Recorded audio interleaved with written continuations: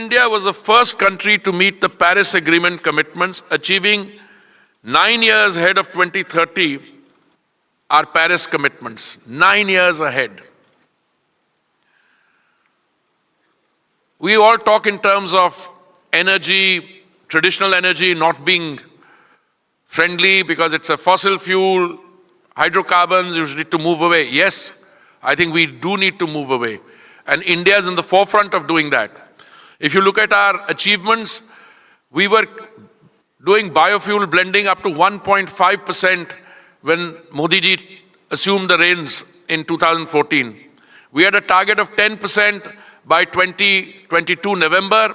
I had just become Minister for Petroleum and Natural Gas in 21. And I used to be in doubt whether we'll be able to do it. No, we did it 5 months in advance. Then we had a target of 20% blending by 2026. We did that 6 years in advance. We've already almost reached 19.6 or 20%. Why are we able to do this? A, you have a government that is politically committed to the transition.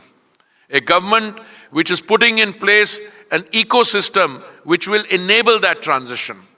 And a government which is ensuring, as was the overall objective, that we will leave the planet better off than of the kind that we inherited.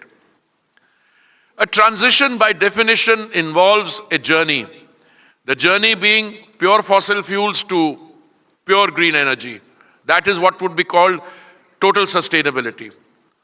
And I want to share something with you, a statistic I'm very happy to quote very often. In 1956, a young economist in the oil major Shell said that oil would peak. By oil would peak means there would be no need for crude oil after that by the year 2000.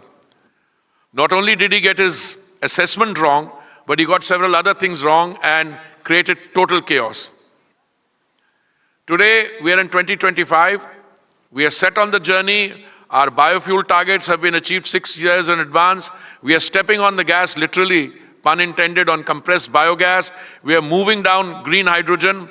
But if I were to ask any of you, and if you are professional economists, to make an assessment by when will oil peak, I don't think any of you would hazard a guess whether it will be by 2030 or 2040 or 2050.